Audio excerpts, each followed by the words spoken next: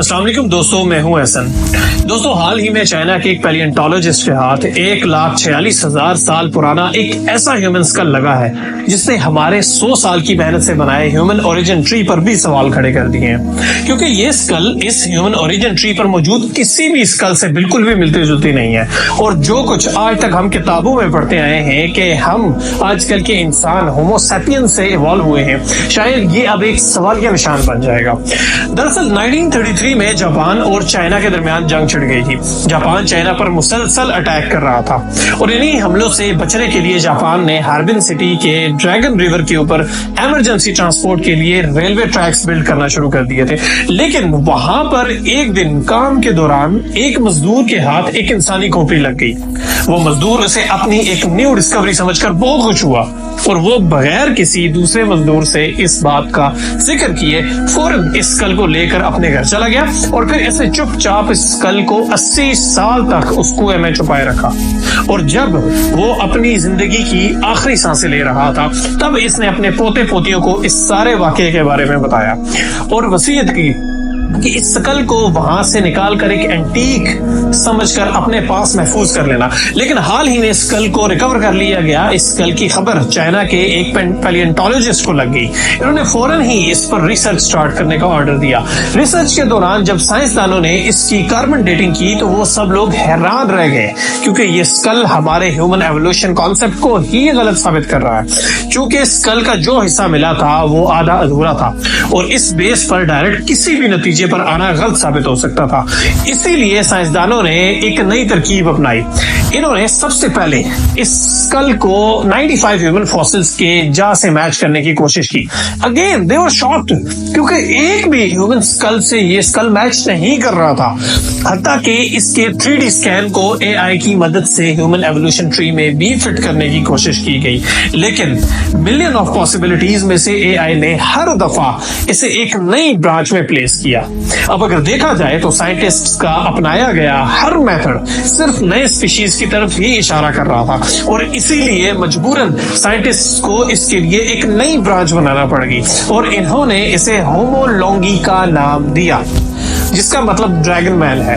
इसके पीछे की वजह ये नहीं कि ये स्कल ड्रैगन जितना बड़ा था, क्योंकि अगर आपको याद हो तो ये स्कल ड्रैगन रिवर से मिला था। अब भले ही साइंसदानों ने इसे एक नई स्पीशी कंसीडर किया हो, लेकिन अब तक वो इसकी सबसे पहली पहेली को ही नहीं सॉल्व कर पाए थे। में भी उन्हें ऐसा लगता है कि इसे सुलझाने से अफ्रीकन के खिलाफ रेसिज्म हो जाएगा। अब ये सुनने में थोड़ा अजीब जरूर है, बट इट्स ट्रू। दरअसल फिलाडेल्फिया के एक साइंटिस्ट सैमुअल मॉर्टन ने केस स्टडी बनाई। इसमें इन्होंने दुनिया के तमाम कंट्रीज के लोगों के स्कल कलेक्ट किए और इन्हें इनके साइजेस के हिसाब से असेंडिंग ऑर्डर में अरेंज किया। इसमें इन्होंने ये साबित कर दिया कि अफ्रीकन का स्कल सबसे छोटा है, यानी कि इनका दिमाग काफी छोटा है, जबकि यूरोपियंस का स्कल साइज और ब्रेन काफी बड़ा। अब ये केस स्टडी बेसिकली एक अजीब थ्योरी पॉलीजेनिज्म को बैक कर रही थी, जिसके मुताबिक दुनिया की तमाम ह्यूमन रेस कंट्री वाइज अलग अलग स्पीशीज से इवॉल्व हुई हैं। लेकिन आज हमें पता है कि ये रियलिटी नहीं है। इस थ्योरी को सियासत में चापलूसी के लिए बनाया गया था ताकि यूरोपियंस लोग अफ्रीकन को अपने फायदे के लिए इस्तेमाल कर सकें। मगर डार्विन ने ओरिजिन ऑफ स्पीशीज थ्योरी को पेश करके पॉलीजेनिज्म को मंसूख कर दिया। बेसिकली डार्विन को ह्यूमन एवोल्यूशन में थोड़ी सी भी दिलचस्पी नहीं थी, मगर पॉलीजेनिज्म के सामने आने के बाद लोग एक दूसरे को जब गुलाम की तरह ट्रीट करने लगे तो डार्विन ने ह्यूमन एवोल्यूशन को स्टडी करना शुरू कर दिया और इस पर डीप स्टडी करके ओरिजिन ऑफ स्पीशीज को सामने रखा गया। डार्विन की पेश की गई थ्योरी का ये कहना था कि दुनिया में मौजूद तमाम स्पीशीज के लोग एक ही स्पीशीज से इवॉल्व हुए हैं। इन शॉर्ट डार्विन की थ्योरी मोनोजेनिज्म पर बेस्ड थी। अब डार्विन की थ्योरी किस हद तक सच थी, ये उस वक्त के पॉलीजेनिज्म और मोनोजेनिज्म दोनों के सपोर्टर्स के लिए प्रूव करना मुश्किल था। इसका जो मेन रीजन था वो ह्यूमन फॉसिल्स था।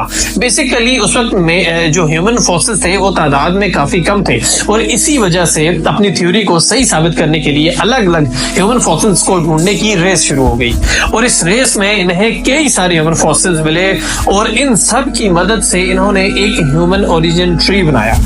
और इसके आखिर में ये बात साबित हुई कि डार्विन की ह्यूमन ओरिजिन थ्योरी बिल्कुल सही थी। और हम सब एक ही स्पीशी होमो इरेक्टस से इवॉल्व हुए हैं। मगर आज की तारीख में ड्रैगन मैन वाली थ्योरी ने इसे चैलेंज कर दिया है, क्योंकि अभी जो फॉसिल्स मिले हैं वो एक नहीं बल्कि दो स्पीशीज से रिजेंबल कर रहे हैं। एक तो होमो इरेक्टस और दूसरा इससे कई लाख साल बाद आने वाले निएंडरथाल्स को।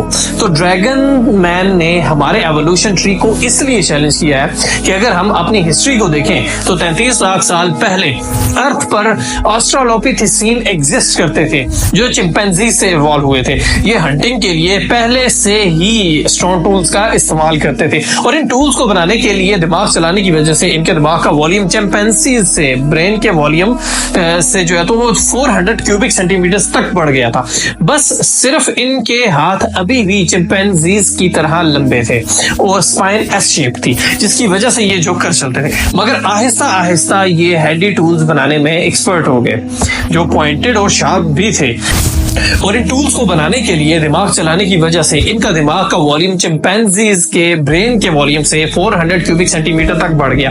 बस सिर्फ इनके हाथ अभी भी चिंपैंजीज के तरह लंबे थे और स्पाइन एस शेप थी, जिसकी वजह से ये झुक कर चलते थे। मगर आहिस्ता आहिस्ता ये हैंडी टूल्स बनाने में एक्सपर्ट होने लगे जो पॉइंटेड और शार्प थे और नए हंटिंग के तरीके यूज करना और नए टूल्स बनाने से इनका ब्रेन 600 क्यूबिक सेंटीमीटर तक बढ़ गया और ये एक नए स्पीशीज में इवॉल्व हो गए जिनका नाम था दी होमो हैबिलिस स्पीशी, यानी the handyman.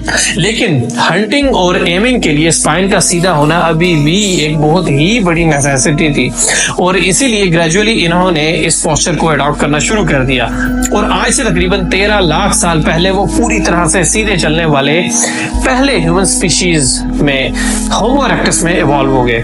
Homo erectus species ने जानवरों से सर्वाइवल के लिए दो चीजें डिस्कवर की, एक कम्युनिकेशन और दूसरा फायर।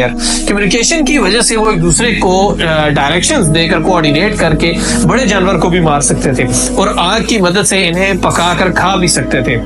अब कम्युनिकेशंस करने से और पके हुए गोश्त में मौजूद प्रोटीन के बॉडी में फौरन एब्जॉर्ब होने से इनके दिमाग का साइज बढ़ना शुरू हो गया और 10,250 क्यूबिक सेंटीमीटर तक बड़ा हो गया और फिर इससे ह्यूमंस की दूसरी सबसे ज्यादा स्मार्ट स्पीशीज बनी, एक होमो निएंडरथाल और दूसरी होमो सैपियंस, जिसमें से निएंडरथाल्स अचानक से गायब हो गए। अब ऐसा क्यों हुआ इसका पुख्ता सबूत किसी के पास नहीं है, लेकिन एक स्पेक्यूलेशंस के मुताबिक निएंडरथाल्स का ब्रेन साइज बड़ा था लेकिन उनका बॉडी साइज छोटा था और उनकी जो अकल थी वो यूजुअली जो है तो होमो सैपियंस से थोड़ी कम थी, एज वेल एज उनकी कम्युनिकेशन भी होमो सैपियंस से काफी कम थी।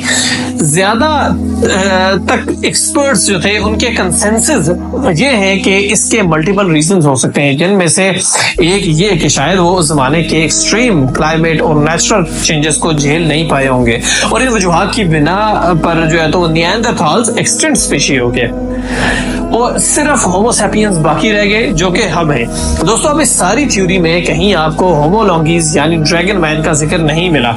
अब अगर हमें ड्रैगन मैन का स्कल मिला है तो हमें इसे भी इस कहानी में कहीं ना कहीं तो शामिल करना होगा और अल्टीमेटली इस ह्यूमन ओरिजिन चार्ट में भी शामिल करना होगा। अब अगर ड्रैगन मैन के स्कल की बात की जाए तो अब तक के मिले तमाम स्कल्स से जो है तो इसका साइज काफी बड़ा है, हत्ता के निएंडरथाल्स के स्कल साइज से भी इसके सर का साइज बड़ा है, जबकि इसकी हाइट होमो सैपियंस के बिल्कुल बराबर है। इन चीजों को देखते हुए होमो लॉन्गीज को होमो सैपियंस और निएंडरथाल्स की स्पीशीज के दरमियान में ही कहीं फिट करना ज्यादा बेहतर होगा।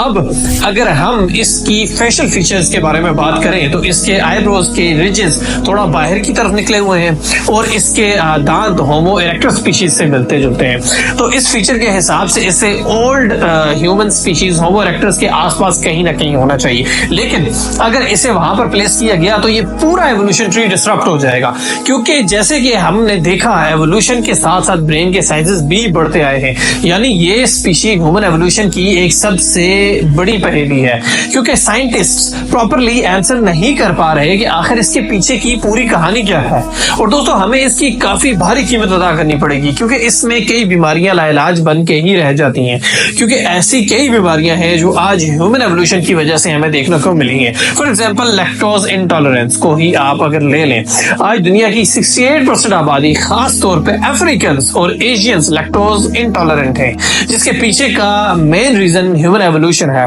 एक्चुअली फार्मिंग की शुरुआत अफ्रीका और एशियन कंट्रीज में पहले की गई थी, पर डेयरी फार्मिंग से यूरोपियन कंट्रीज में लोग काउ मिल्क और दूसरे कैटल्स का मिल्क कंज्यूम करने लगे और इससे खुद को बचाने के लिए इनकी बॉडी ने जेनेटिकली अपने आप को इस तरीके से म्यूटेट किया कि वो अल्टीमेटली लैक्टोज इंटॉलरेंट बन गए, यानी लैक्टोज को डाइजेस्ट करने लग गए।